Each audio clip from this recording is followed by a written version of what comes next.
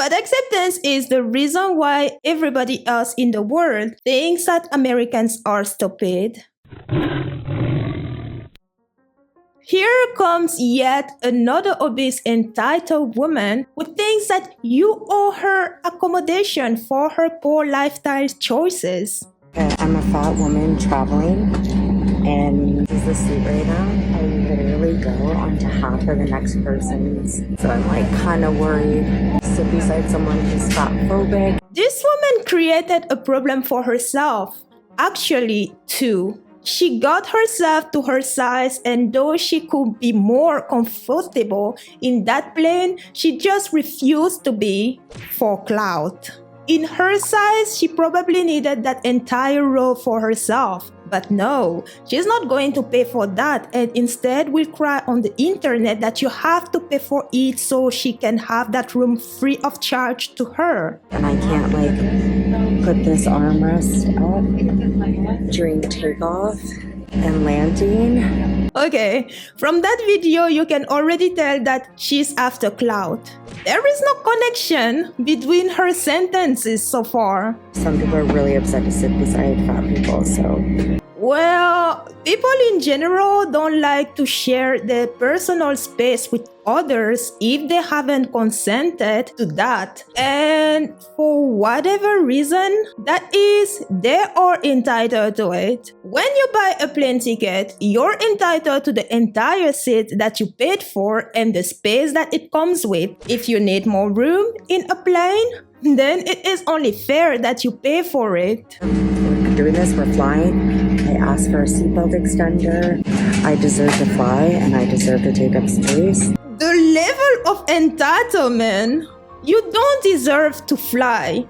What have you done to deserve traveling by air? No one deserves to fly, for flying is not a right but a privilege. Also, you are not entitled to space that doesn't belong to you. You're not entitled to anything that doesn't belong to you. Here's another news for you. If someone buys an extra seat right next to you and the seat is empty during the entire flight, you're not entitled to that seat either. And the seat should be bigger.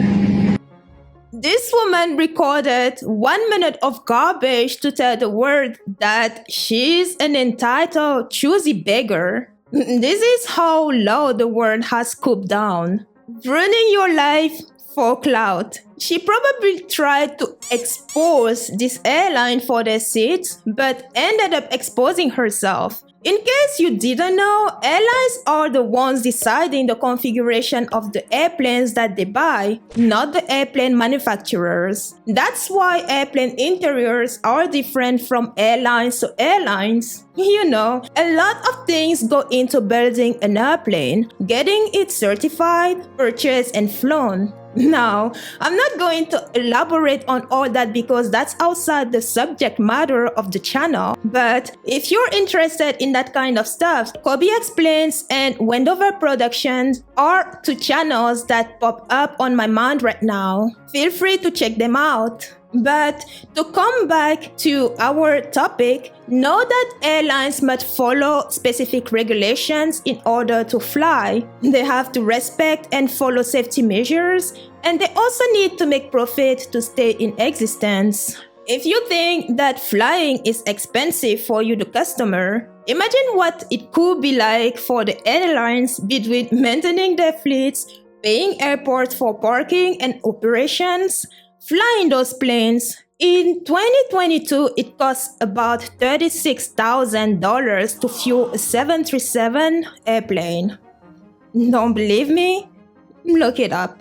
And we are not even talking about the airline staff inside and outside the plane, the food and drinks supplied, as well as the companies who supply them, and many other expenses that we are not even thinking of. Anyways, the aviation industry is not cheap. For airlines to make profit, they need to have as many seats in their planes as safely possible. Of those seats, there are different classes that are also charged differently. The ticket for a business class seat, for instance, is more expensive than one in coach for various reasons, including space. I bet you didn't know that one. So, if you were to have a plane with wider seats across the entire plane, you'll be reducing the number of seats in that plane. That will create a reduction in cost coming into the airplane's pockets for all its expenses alone. To make up for it,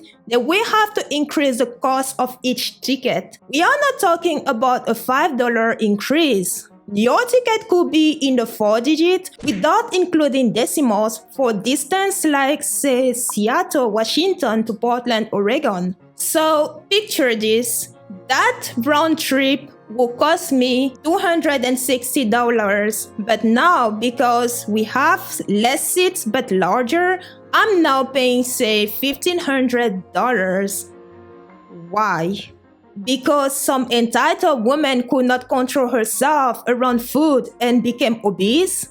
Not today, Satan. Lose the weight or travel by other means. The same woman will cry about the price increase because she deserves to fly and it has to be at someone else's expenses. Ladies and gentlemen, besties, this is why the rest of the world thinks that we Americans are dumb. Check out her caption. It literally reads, "I had to sit with half my body in the aisle for the 5-hour flight." Well, no one forced you to do that. It was painful to say the least. We shouldn't have to buy business class just to have equal access to seats that fit on flights. Well, we shouldn't have to buy business class just because entitled gluttons can't stop eating. Size 20 fat woman. I'm about to board a plane, and all I'm thinking about is, please, God, do not sit me next to a fat phobe. Yeah, God, please, let me sit next to someone who will let me invade the space they paid for and that I'm not entitled to, but I'm going to take anyways with the fat that I gain from all the food that I eat as if each meal is my last. Amen. I have so much anxiety right now that I'm going to sit beside someone that just has so much disgust for me, so upset the whole flight because I take up too much space in my body. No one is going to be upset if you just keep to yourself and don't invite yourself into their space without them granting you said invitation. In this video, she is already telling you that she's planning on using 2 seats after paying for 1. And then there's that, like, on top of that anxiety about asking for a seatbelt extender, and like if you have to go to the washroom, like trying to get through the aisle in a larger body, and if you'll really fit, and once you're in the washroom, there'll be even space to wipe your If you already know that you're too fat to fly, why are you flying? It is not like there are not accommodation for larger body individuals, but if you are so fat that you fall outside those available limits, it is not the ranges that need to expand, but rather you would need to shrink. All these fears are like totally valid if you're flying as a plus size person. No, they're not. If you want the same level of comfort that you have in your home, stay home. You don't go to someone's house and demand that they change everything to accommodate you. If you want more accommodations than already available, pay for it. Thanks for watching, besties. Train mean.